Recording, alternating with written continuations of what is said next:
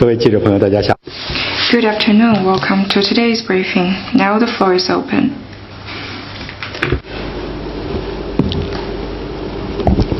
发言人好，总台 CGTN 提问：当地时间6月5日，中国驻洪都拉斯使馆举。CGTN on June the 5th local time, the Chinese embassy in Honduras held an inauguration ceremony. The chargé d'affaires of the embassy and the Honduran foreign minister unveiled the plaque. Do you have any comment? On the morning of June 5th local time, the inauguration ceremony of the Chinese embassy in Honduras was held in Honduran capital. All the Chinese diplomats at the embassy, representatives from the Honduran government, National Congress, renowned figures from various sectors, members of the diplomatic corps, and representatives from the Chinese institutions and community attended the event. Since the establishment of diplomatic relations, China and Honduras have been delivering on their commitments and working together to get bilateral relations off to a strong start on the basis of mutual respect, equality, mutual benefits, and common development. It fully shows that the One China principle is the right thing to do, which has the overwhelming support and represents the prevailing trend of the world. The establishment of diplomatic relations serves the fundamental and long-term interests of the peoples. The newly opened embassy will serve as a bridge between the two countries. Honduras is working intensively to set up its embassy in China. China is ready to vigorously support and facilitate that effort. China stands ready to work with Honduras to step up its friendly exchanges, deepen political mutual trust, promote practical cooperation, and let the friendship flourish to the benefit of both countries and peoples. Next question, please.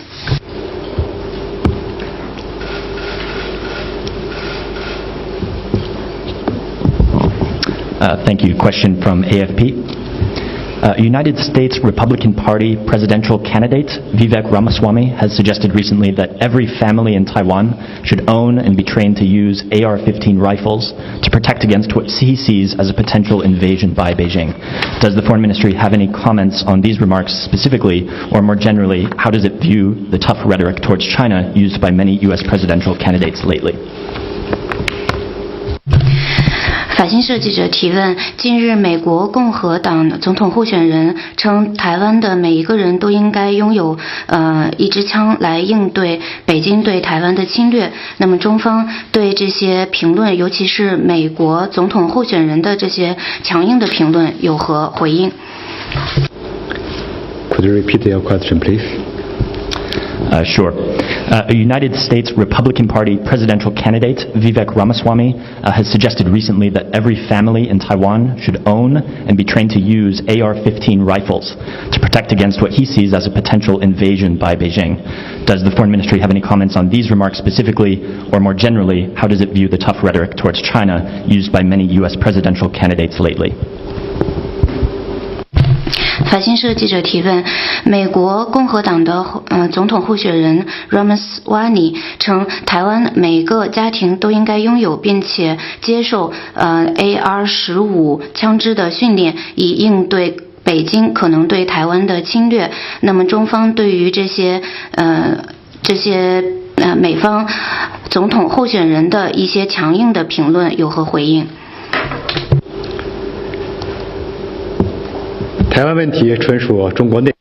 The Taiwan question is purely China's internal affairs. We urge relevant people in the U.S. to abide by the principles stipulated in the One China principle and the 3 China-U.S. joint communiques.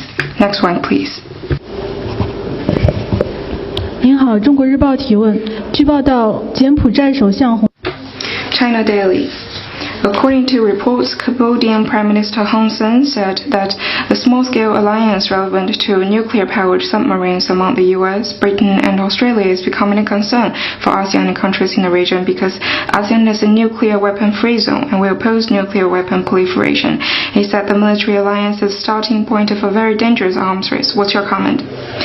Prime Minister Hun Sen's remarks speak to the concern shared by regional countries, including ASEAN nations.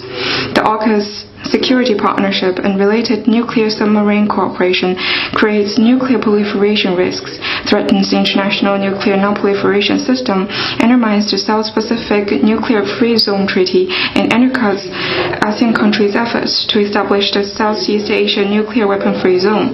According to estimates by international arms control experts, the weapons-grade nuclear materials the US and the UK plan to transfer to Australia would be sufficient to build as many as 64 to 80 nuclear weapons.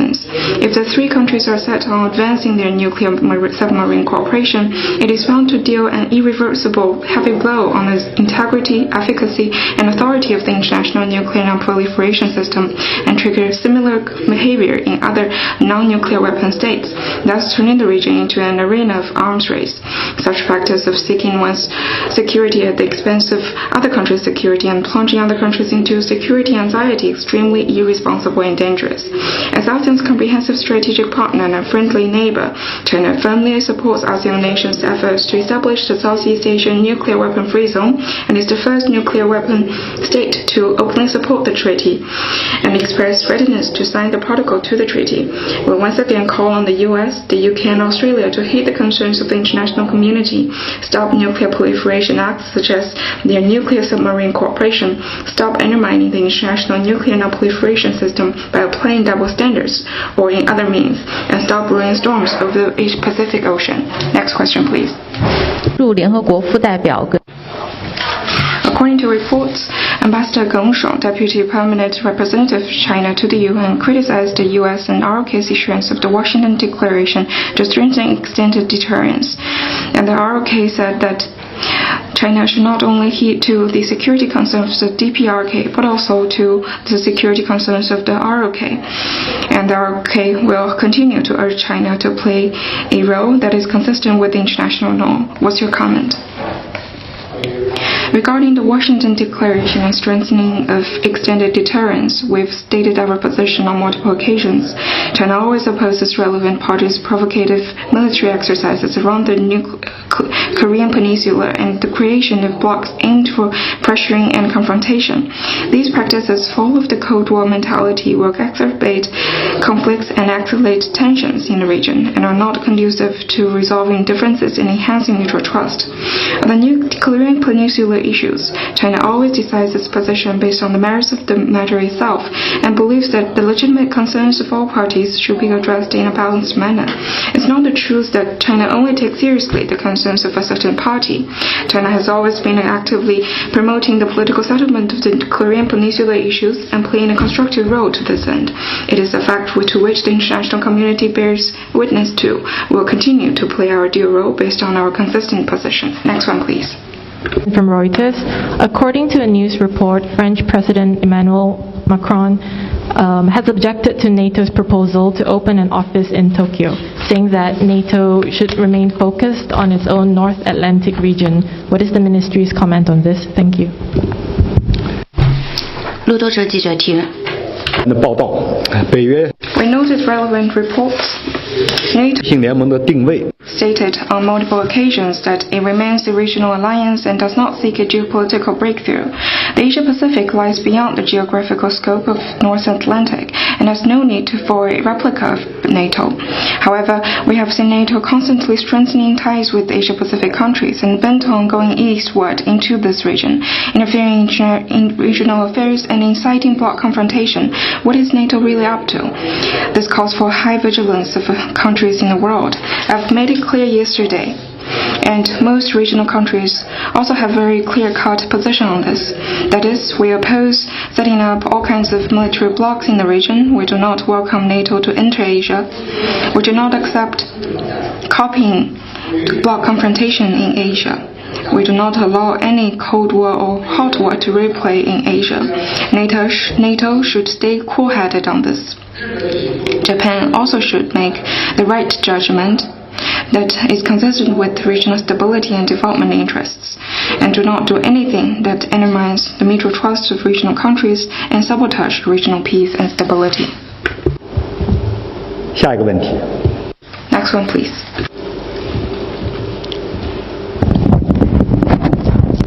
Question from Associated Press of Pakistan. 巴基斯坦联合通讯社，上周巴基斯坦首个海鲜集装箱抵达了新疆喀什，它的意义是什么？中方对此有何评论？作为全天候 As all-weather strategic cooperative partners, China and Pakistan have engaged in close cooperation in trade and other fields. We welcome quality agricultural products from Pakistan to enter China's market and stand ready to continue to work Pakistan to boost our trade through land transportation, achieve sustained growth of bilateral trade, and deliver more benefits to our two peoples. Next one, please.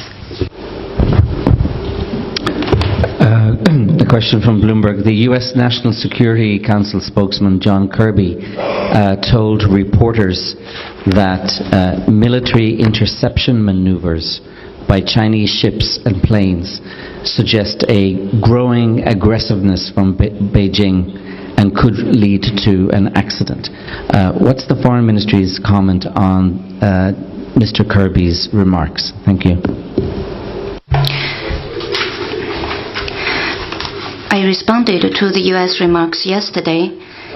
I would like to stress once again that the truth is the U.S. has been sending warships and military aircraft halfway around the world to China's doorsteps in a provocative way and engage in closing reconnaissance and show-off of military muscle near China's territorial sea and airspace. This is not about freedom of navigation, but hegemony of navigation and a distinct military provocation. And such hegemonic practice is the root cause of security risks on the sea and in the air. China respects the right of navigation and overflight that all countries are entitled to under international law, but firmly opposes acts that undermine China's sovereignty and security in the name of freedom of navigation and overflights. The Chinese military responded to the situation in accordance with laws and regulations. These actions are completely professional, lawful, and justified and safe. 下一个问题。 Next question, please.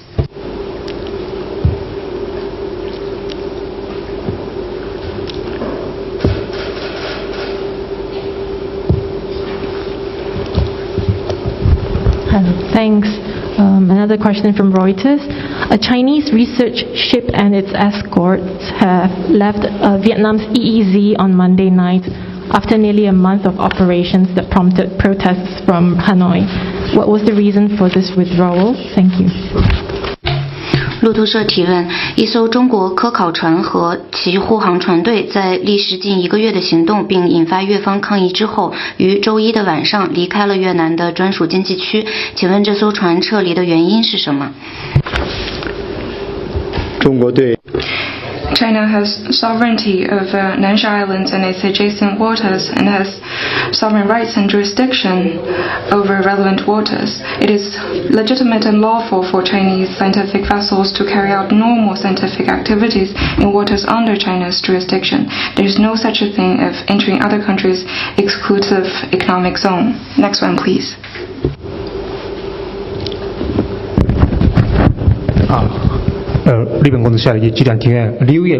Kyoto News on June the 5th, U.S.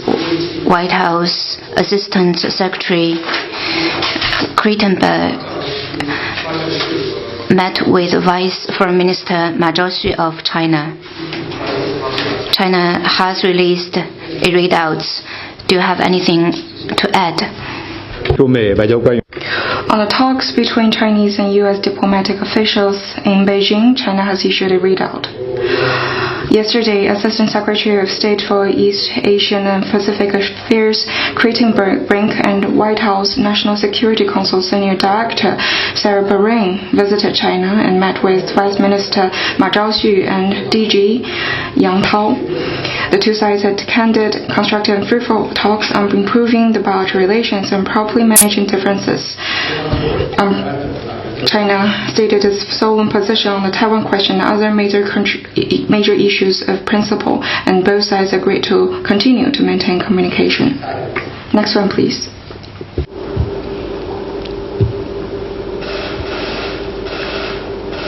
还有其他的问题吗？ Anything else? 没有的话，今 That's the end of today's briefing. Thank you for coming.